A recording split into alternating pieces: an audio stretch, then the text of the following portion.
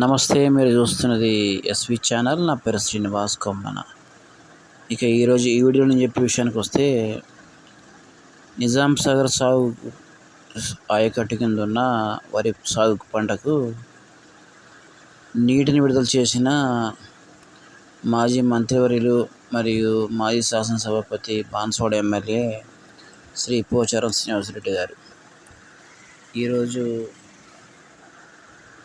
సాగర్ ఆయకట్టు కింద రైతాంగానికి నీటిని విడుదల చేయడం జరిగింది. ఈ కార్యక్రమంలో పలువురు నాయకులు, అధికారులు పాల్గొన్నారు.